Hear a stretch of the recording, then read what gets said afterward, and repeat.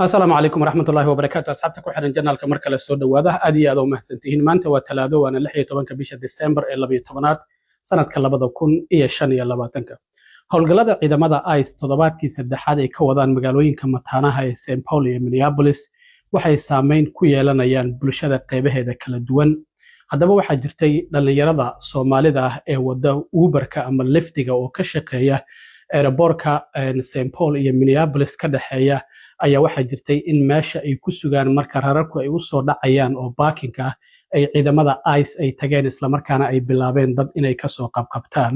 waxaana sidoo kale dhalinyarada muslimiinta ah ee wada Uberka iyo Lyftigu sidoo kale ay ka cabanayaan in aysan lahayn meel ay ku weysa qaataan amaba ay ku tukadaan waliba xilliyada qabowga oo hadda lagu jiro haba ugu sii darnaatee. marka shalay ayaa waxaa jirtay guddiga maamula airportka oo magaciisa MAC loo soo gaabiyo oo la yiraahdo Metropolitan Airport Commission waxay yeesheen kulankoodii ugu dambeeyay ee sanadlaha ahaa waxaana lagu casuumay bulshada qaybaheeda kala duwan waxaana ka mid ahaa dadkii ka hadlay dhalinyaro Soomaali ah oo iyagu cabashadooda guddiga airportka labada magaalo ee mataanaha ee St. Paul iyo Minneapolis ka dhaxeeyaba maamulo. waxaana sidoo kale jirtay in laga hadlay dhoofinta ama masaafurinta ay ICE ka wadaan airportkaasi oo diyaaradahooda inta yimaadaan dadka laga qaadayo isla markaana laga masaafurinayo. haddaba dadkii shalay ka hadlay waxaa ka mid ahaa in aadan macalin oo si kulul ula hadlay guddiga airportkaasi maamula waxaana in waxyaabaha uu ka codsanaya ka mid ahaa in loo sameeyo meel ay ku tukadaan amaba ay ku weysa qaataan iyo musqulo wanaagsan in loo sameeyo goobta baakinka ah ee darawallada gawaarida Uberka iyo Lyftiga marka ay sugayaan rar u soo dhacayo ay ku sii sugayaan oo laga yaabo qaarkood maadaama dadku ay badan yihiin inay saacado halkaasi fadhiyaan. aadan soo dhawow shalay guddiga ayaad la kulanteen airportka maamula maxaa ka mid ahaa waxyaabaha ugu muhiimsan oo aad kala hadasheen oo adigu waa maasan tahay waxaan kala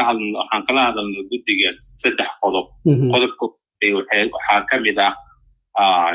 darawallada yar ka mid ah waxaa la qabtay jimcihii subaxdii hore waxaa lagu dhex qabtay airportka qolada ICE awal hore may soo geli jirin airportka gudaha u soo galeen waxaana soo wacay darawallada yar ka mid ah na soo wacay annagoo magaalada ku jirno meeshii markaa imaanina waxay ahaayeen 3 gaari oo ICE ah. 3 gaariga waxaa ku jiray 3 qof 2 gaari markayna arkay inaan soo galnay aniga iyo yar nala shaqeeyo madaxa unionka xagga darawallada ka caawiyo markaa soo galnay 2 ka mid ah way baxeen kadib waxaa soo haray mid ka mid ah baabuurtii ICE ee wateen. waxaa dhacday meeshaas arrin aad u falxun ka dhacday wiilasha ka mid ah oo darawallada ka mid ah ayaa waxay sugayeen inuu ka baxo maadaama saa la socoto airportka baakinka lagu sugo feerarka waxay rabeen ku baxo inay ka daba tagaan ee dhaxda ku qabtaan ay kala degaan gaariga sababtoo ah lambarkiisa midda tragrayna u malaya marka wuxuu ka mid ahaa dadka dhalinyarada sharcilaanta waddan ku jooga mooyakaasi ka mid ahaa taasaan jecelnahaa. waa gartay marka waxaa dhacday marka yarkii asaga ahaa maadaama kol uu soo dhici waayay anagina meesha aan imaanay oo qoladii ICE ku mudaaraadaysana meesha ay imaadeen maadaama uu wacay yarkii darawallada ka caawinayay xagga unionka uu wacay oo dhaay meeshii airportka markii soo galeen aan isku imaano markii arkay inaan baabuurta ka soo degnay waxay ku horgooyeen gaarigiisa waxay ku gooyeen gaariga ay wateen. waa gartay kadib waxaa dhacday markii anaga banaanka soo baxnay farbiya aan soo qaadanay waxay noola soo baxeen sunta ka ilmeysiisa dadka. waa gartay kadib meesha adig buuqa ka bilaabmay adiga halka wiil bay noqotay inay farayana kala baxaan oo way wateen marka dadkii kale meesha ku jiray waa ka seedgaleen. waa gartay waxaad marka meesha aad ka sheegtay inaad booliska wacdeen boolisku maxay idin yiraahdeen markii aad la xiriirteen marka booliska marka hore qorshaha wuxuu ahaa inaan soo geli karin baarkinka qof aan wadanin sticker baa jiro booliska ay bixiyaan airportka ay bixiyaan jiro. waa gartay muraayadiis hore ay ku dhegan tahay oo lacag la idinka qaado oo lacag aad ku bixisaan aan ku bixinaha lacag badan baan waan ku sheegi baan kaaga sheegi doonaa. waa gartay dhacday marka booliskii markuu imaaday gadaal naga istaagay annagoo qeylinayno sunta noola soo baxeen ICE ninkii ay qaateen booliska markuu imaadana wuxuu noogu abaalguday in gaariga hal saac kadib uu qaadayo haddii aadan baakinka laga qaadan waa towgareynayna waa jiidaynaa idinku yidhahdeen waa towgareynayna waa jiidaynaa marka arrintaasaa shalay markaa keentay in laga hadlo oo aad looga gelgisho mid labaad waxa ka dhawaajisay salaada dadka iga dambeeya waxa marqaati laga dhigay anaga bartaas ku tukanaa salaadan ku tukanaa waa meeshaas qabowgaas uu jiro -5 na uu yahay daraad asagoo uu yahay waxaan ku tukanaynaa banaanka kore elboorka oo u jeedin miidiya si fiican u fiiriya shacabkan si fiican u fiiriya waa kuwaasa wadada dhexdeedana waa saliyada aan ku tukanayna barfa wada qaaday waa kuwaasa si fiican u fiiriya miidiyana waa kuwaasa oo tusayna miidiya shacabkuna tusayna oo marqaati gelinayna hadda waxay soo jiitamaysay ilaa hal sano soo jiitamaysay aniga qoladan meeg elboorka isku haysanay saala socoto cimilada way isbedelaan waa gartay state xilliga kuleelahana aad bay u daran tahay cimilada xilliga warkeeda iska daa hadda waxaa jiray -5 iyadoo ay tahay waxaa lagu tukanayay Post Road terminal wadada aadaysa lagu tukanayay inaad miidiyaha ka aragtay in kala ma garanayo waa gartay sawirada waad haysaa waad soo diri doontaa kolley waan ku soo diri doonaa waa haynaa marka waxaa dhacday marka arrintii marka waxaa naga caawiyey qoladan la dhaho SIU Local 26 marka hadda baasha si u soo socotay winterkii baan ugu soo galay waa gartay marka wiilka lagu qaaday iyo tan hadda elboorka ka taagan oo xagga salaada ah meesha fanini waxaa dhacday marka baraqa qariyay meel yar waxaa jirto laba qof xataa ay ku tukan jireen oo ku soo diri doonaa waa arki doontaa dadku waxay tukanayaan musqulo meesha ma jiraan waxaa jiro constructionka caagadaha in arag garanay noocaas ayaa loo 8 xaba ah waa gartay marka ayana waxaad garan kartaa biyihii ka soo baxay meesha salaadaadana ansax ma noqonayso markiina micnaha dee uu ka halaabay kuma tukanaysid marka arrintaas shalay aan ka hadalnayo aad waxaan uga doodnay arrintaas iyada waa gartay marka guddigii waad la hadasheen inkastoo 2 qodob aad ii sheegtay 3 qodob aan kala hadalnay qodob kale waad ii sheegi doontaa in guddigii waad hor fariisateen dhammaanba waa ay dhammaayeen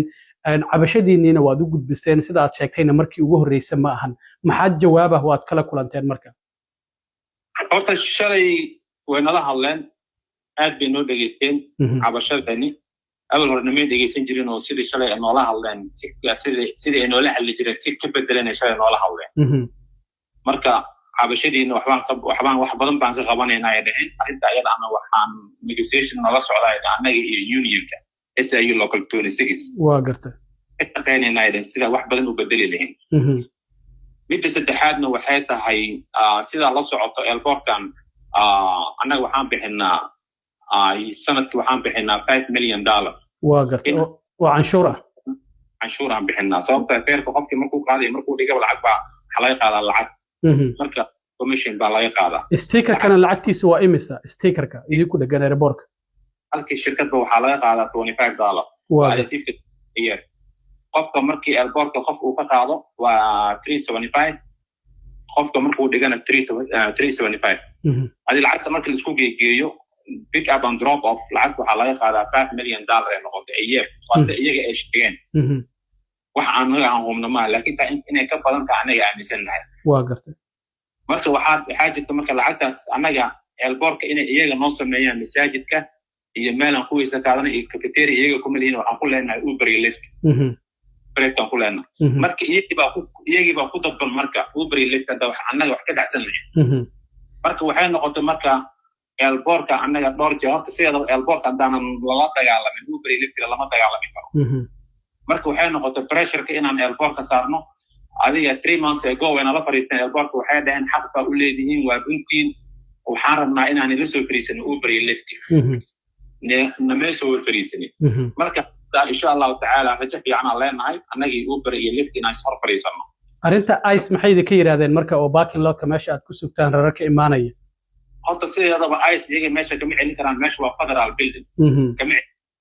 laakiin waxay dhaheen negotiation aan ka sameynayna arrintan iyada ah sida la socoto dad badan waxaa jira sharciyo leh oo hadda xataa aan shaqaynin shaqadii ay ka baqeen sababta ice waxay sameynaysaa harassment handada iyo waxaan loo joogin qofkii marka aan la socoto dadkeena luuqadda 100% kuma fiicno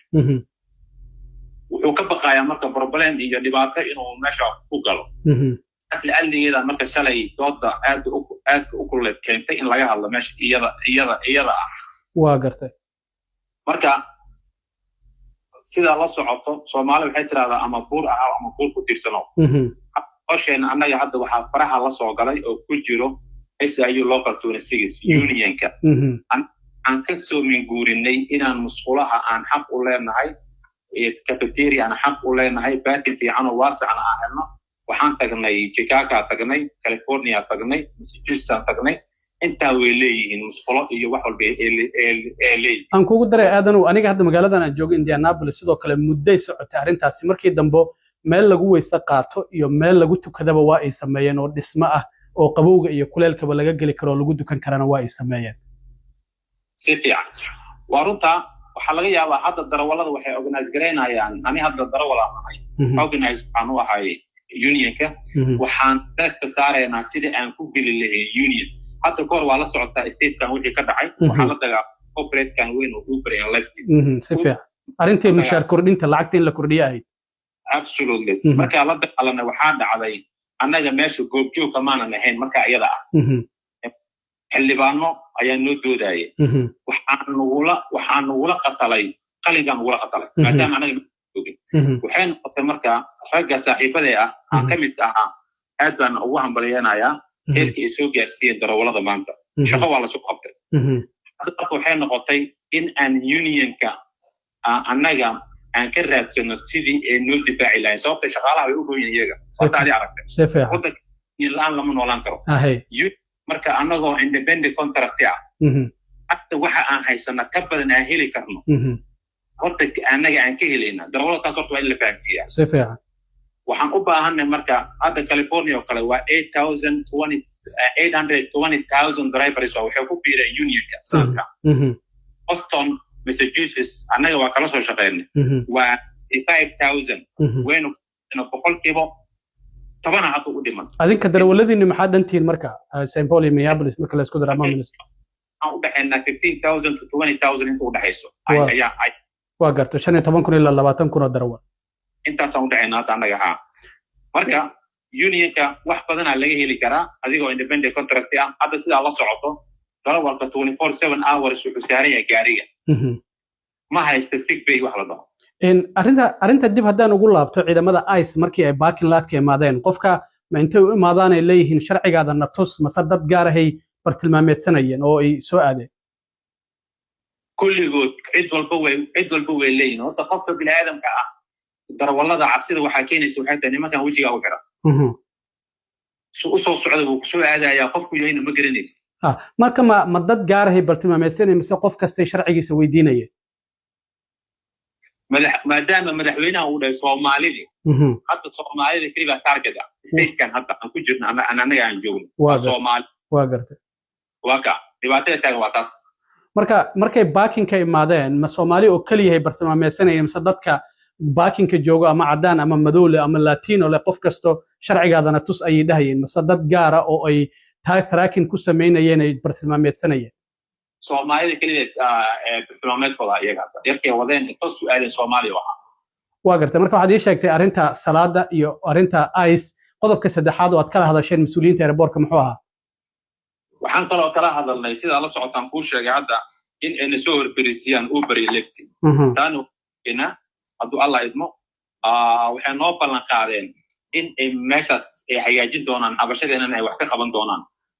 waxaa la xiriireysaan ee kala soconaysaan unionka SIU loo qabto waa tahay aadan macallin aad iyo aad u mahadsan tahay in wareysigaas aadna siisay oo ku aadanaa kulankii aad shalay la yeelateen mas'uuliyiinta airportka